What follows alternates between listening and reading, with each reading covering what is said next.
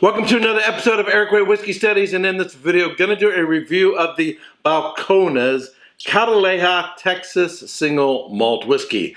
Now, you noticed I probably put a lot of water into my dram here. I've been experimenting with it. I've got it down to here, and 3 teaspoons is about right for this level.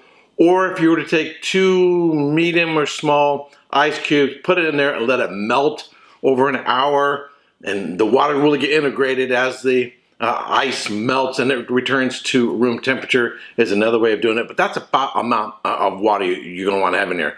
Because if you're not familiar with Balcones, they're in Waco, Texas. Very extreme and intense weather, a lot of fluctuations, a lot of engagement with the cask. This is an extremely rare whiskey, and I'm not just talking about this particular bottle, but the cask that they were able to get their hands of and mature their spirit in. And I'll tell you a little bit about that in my overall profile of this whiskey. The Balcones Cataleja Texas Single Malt Whiskey. Cataleja is a loose translation of the English word spyglass. It is made from 100% Golden Promise malted barley, first aged in refill casks, and then matured in decommissioned Sherry Solera puncheons from Bodega Justa in Cadiz, Spain, which is west of the Sherry Triangle near the ocean, including Amontillado, Oloroso, and Palo, as well as Moscatel from Bodegas Cesar, Florida, located in Chupona, which is also west of the Sherry Triangle near the ocean. The whiskey is non-chill filtered, has natural color, is bottled at 59% alcohol by volume, and sells for around $119 in my neighborhood. So traditionally, sherry was transported from here in Spain to the UK in casks. In 1986, the designation originale, that's French, the DO, the designation of origin for sherry, prohibited that. It now has to be bottled in Jerez, Spain before it is shipped out.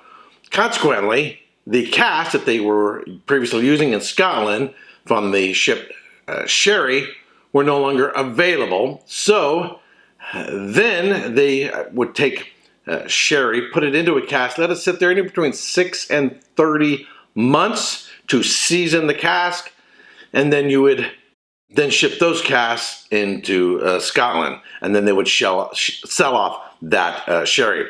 Now, that sherry that went in that cask may or may not be out of a Solera. It may have just been sherry made in a sherry style, maybe matured oxidatively, so it would be like an Oloroso, but it may not have actually come out of a Solera system. What is a Solera system? Solera system is a means of fractional blending of a wine in which the casks are not completely emptied, but they go from cask to cask to cask. The whole thing is called a Solera system. The first row of casks are Cuderas, and the last one is called the Solera. And then from the bottom cask of the Solera, they then put that into a bottle. So it is blending as it matures. And there's different types of sherry. You have Fino, you have Amontillado, Oloroso, Palo Cantado, and Pedro Jimenez.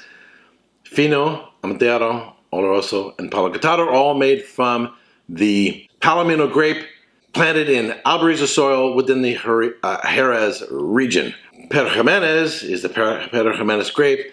Most of that is coming from east of there, from Monte Morelos, and the grapes are dried to be like raisins. So Pedro Jimenez, PX, is very, very sweet, very, very sort of unctuous and thick. It's sweeter than port wine, but they would take Pedro Jimenez and sometimes add that into Amontillado or Oloroso, make them more of a Amontillado Dolce or something like that. But you can also drink straight up Pedro Jimenez. In comparison to the other wines, it's a rarer wine. Now, if you notice, I am giving this, in addition to 10 minutes, letting it sit here in the glass, giving it a nice roll, no shaky, so that the water becomes integrated into the whiskey, because this is quite intense. Now, so when you're getting, say, a Scotch, 99.99% of the time, it's coming from a sherry seasoned cask. You're not getting cask from an actual Solera.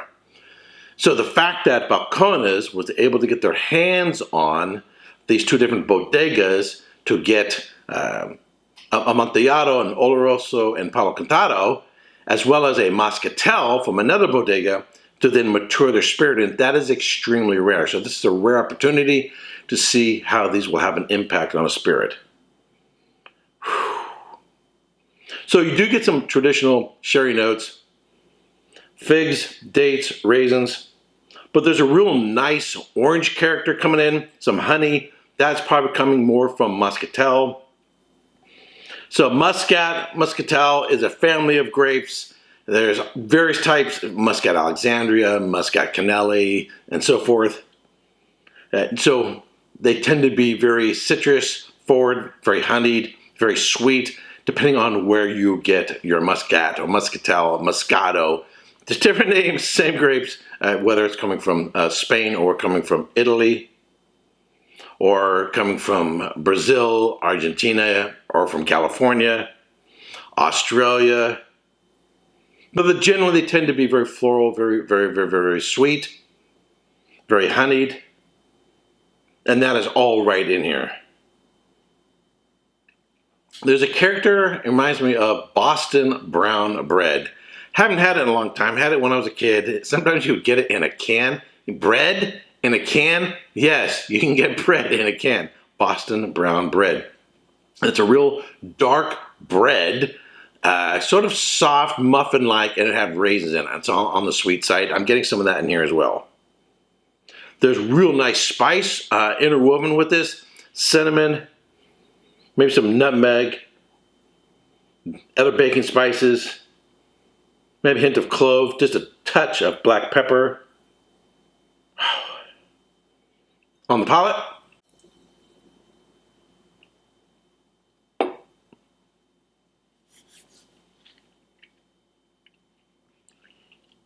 yep. One more.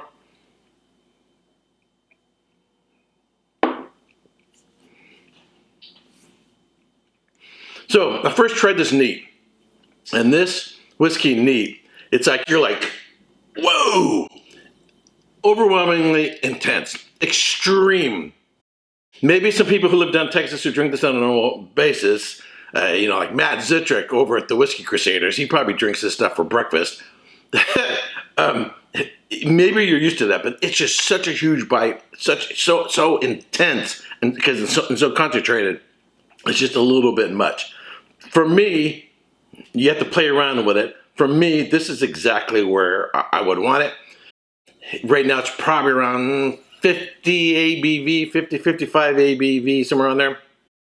But because of the extreme fluctuations in the diurnal range of Waco, Texas, and that heavy, intense extraction from the cask, that for me, it really needs to get tamed. It needs to get brought down a little bit, bring more balance into it. Not only does the water sort of bring down the ABV and reduce sort of the bite and the sting of the alcohol, I think it also brings more balance, or integration is the better word I want to say, of all the various characteristics. So it is sweet up front. It has still, even with this much water, it has some nice viscosity to it, nice mouth coating feel. It goes a little bit more savory towards the back, and that spice shows up on the back end, and there's sort of nice underlying orange, citrus, almost like orange popsicle kind of character underneath that, along with raisins and dates. This is an absolute superb whiskey. I have two others that I have reviewed that I brought back from Texas. One was the Hechiceros, which is a port cask, and the Brujeria, which is an Oloroso sherry cask, and those are absolutely fantastic. I think this may actually be better than both of those, and I love those. I gave both of those 95 points. I'm going to take another sip here.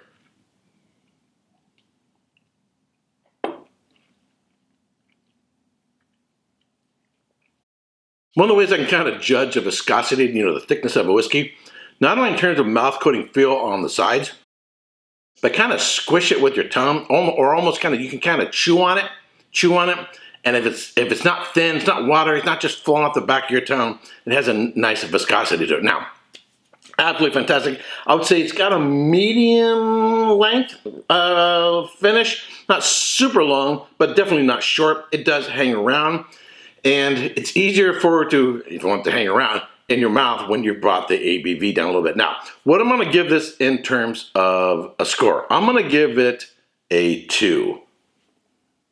You think, 2? What are you talking about?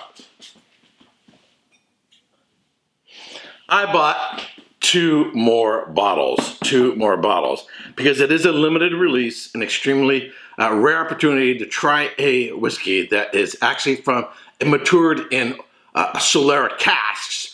I wanted to get another one. There is a local shop here. They might have 4 or 5 of them left here in the Bay Area. If you're familiar with the Bay Area, they have a shop in San Francisco. They have one in Redwood City. They have one down in LA.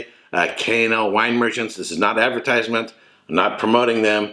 But if you're in the Bay Area or down in LA and you can go by and get one, I highly, highly recommend it. Particularly since after this video, they'll probably sell it really, really quick. But I tried this. Really, really liked it. I thought, you know what, I need to get another bottle. I waited another week, went back, because I'm not into hoarding, I'm not into flipping. So one of these will probably be brought to an event or hang out with some friends, whatever, just to try and share it. The other one will be a backup. So I did give them at least a week of sitting on the shelf before I went and bought more of them, and they had like 4 or 5 of them still on the shelf. So if you can get your hands on a bottle of this, I highly, highly recommend it. What I'm going to give it in terms of an actual score, I'm going to go 95 points, 95 points out of 100. Now, if you've tried this and maybe it wasn't quite your thing, there is sort of an intensity to Texas whiskeys, particularly Balcones, that can be quite jarring. And if you aren't bringing down in the ABV and letting that water rest in the whiskey, you're doing yourself and the whiskey a disfavor, because it does need some adjustment there. And you're going to have to figure it out for yourself. And there's plenty in there. So when you buy one of these bottles, it's $120 give or take. You're actually buying 2 bottles, because this is going to go a long way putting that much water into it. Alrighty, if you have tried the Balcones Cataleja, let me know what you thought in the comment section down below. And if you've not already, please subscribe, ring the bell to be notified for when I post a new video or go live. All right, until next time, cheers. Hey, don't forget to subscribe and check out these other whiskey videos.